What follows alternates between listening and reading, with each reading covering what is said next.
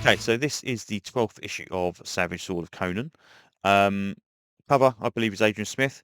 I don't know if it's the same Adrian Smith that used to do stuff for Games Workshop. Yeah, it's a nice cover, quite cool. So I honestly, this one at the beginning did not kind of grip me. I was like, okay, it's fine. As it read it, it got a little bit better. Um, Basically, Conan ends up on a horse and he's walking around. In the artwork's quite weird because the artwork is kind of cartoony, but not quite there. And I don't know, some of it feels, I don't know, proportion just feels a little bit wrong. I don't know what it is. Just don't know. His arms just don't look big enough. Maybe it's just because they're drawing a more natural looking Conan rather than kind of a superhero version of Conan. I don't know. Anyway, Conan's one of his horse brings him to this lady. He's got this infection or whatever on him. She basically heals him over time. And she tells him about what's going on. And apparently they fought this beast, which is kind of like this dragon. And there's all the stuff about that. And he's working as a mercenary with all these guys. And there's this guy here who's like the bloke in charge of this mysterious kind of wizardy chap. Anyway, she tells Conan that she's got two daughters and they've been taken over and effectively possessed by this witch lady who's responsible for the dragon thing. So Conan says, right, okay, I'll go and fetch your daughters back for you then because you've helped me out. So he goes back into the field and finds his companions, and they're all kind of very, very much of like a D&D party, where they've all got slightly different skills and all this kind of stuff, which is fine. And there's got a guy here that's got a gold sword who's kind of says it how good it is and all this kind of stuff. So they track this back to these deep depths, which is quite cool. It looks, I don't quite know why they did this. I know it does go along the back here, but they look down and this bit's upside down. Really weird. But they look down, it's got a spiral of all these um, rock faces and all this kind of stuff doing that. So they're slowly making their way down, and Conan's explaining to him what's going on, and the wizard guy says he's trying to stop him from dying from the poison gases that are in there, and that's where his power's kind of being diverted to. And then these little kind of flying manta ray kind of things pop up, and Conan says, okay, they're getting bigger as we go down. And he decides to jump off, grab hold of them, and kind of like cut his way down. He cuts his wing off and ends underground. And they say, well, what'd you do that for? So, well, you've got to be a bit daring, effectively. And he hurts his shoulder in the process. Okay, fair enough. As they make their way in a bit further, they find the remains of the temple. And in the remains of the temple is this big dude here who starts pummeling the crap out of them all. But of course, eventually, Conan manages to drop it with the help of Matey's golden sword.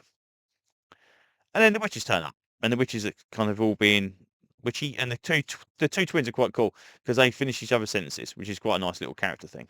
And then she's like the Lord of the Lava or whatever, so she gets the gold sword, which I'm not quite sure what the gold sword links to the lava, but anyway, she gets the gold sword, and I think it must either have some magical powers that can defeat her or whatever.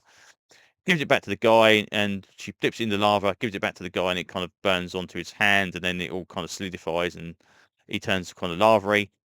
Anyway, they're all strapped to the each of these pillars, and Conan managed to break free. Then he managed to free everybody else by ripping the guy's arm off with a sword in it and using that as a weapon. And then he gets the sword out of it as well, and he doesn't kill the daughters. He kind of defeats the daughters, and eventually this big plume of magma rises out the ground. And the wizard man turns up, and he said, well, where have you been hiding? He said, well, I've been kind of busy making sure you're not dead. So he turns up, and it turns out that he's got some kind of magical thing to him, which does appear to be very, very snaky. So this lady is, they're fighting each other. And it kind of doesn't mention about him being snaky, which I thought was quite odd. I thought he might go, well, you're very snaky. Why are you here? And eventually, between the pair of them, they defeat him. So they come out the hole, and the two daughters are there, and actually quite nice. They actually say thank you very much. We will return, and off they go back into back to their mothers. But Conan retains a sword, which is odd because I swear we had a story in either the Savage Sword or the main one. I can't remember which one it was in now. That had Conan getting the Atlantean sword, the Cold sword. So did he have two swords? Is the golden sword another thing? I don't know. I've not noticed. I know the design of the other one was definitely relevant because you see it. That's one. This one, I have no idea. So whether that's a thing, I don't know. We'll see if it shows up later on. All in all, though, yeah, it's a pretty good story. Not too bad at all. The next one is with this chap here. What's the company's name now? But yeah, the Zerta illustration is really, really nice. This one's really weird because it's like it's drawn in almost like marker pens, and not even black marker pens, kind of like a very dark grey marker pen. But artwork wise, it's nice. It's a nice change. Again, it's this kind of thing you can do with this, and it's different, and you can kind of see the each kind of marks. Um, but yeah, it's fine. I'm not too sure really where it fits in with anything. But yeah, it's all right. Character's cool, but it's all right. Story, it's fine. Nothing outstanding. And that's it. That's it for issue 12. Apparently issue 13 has been delayed. But I don't know if that's going to be actual 13 or if it's going to be volume 2 or whatever, because I thought they were going to do it as a uh kind of like a seasonal kind of thing. But maybe we are going straight into 13. I'm not too sure. But yeah, all in all, Savage Swords. It's again, It's not been a bad story. There's like absolutely dreadful, dreadful, dreadful. There's been some more interesting stories.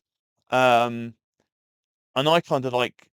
I'd rather have multiple short stories rather than one big story. But I suppose the idea of this is, I suppose it is built to be a big kind of like 48 pager every time, or 70 page, 64 pages, whatever it is every time. So you can kind of understand why they do you kind of use the extra page count to tell those big stories. But sometimes you just feel like it's being padded a little bit more and it's kind of drags a little bit. So, but this one, it flowed nicely. It's not too bad. So there you go. So yeah, that's another Savage Sword one out of the way. So that's pretty much what I can say about this one. So thanks for listening, and hopefully I will see you on another video very, very soon. Bye bye.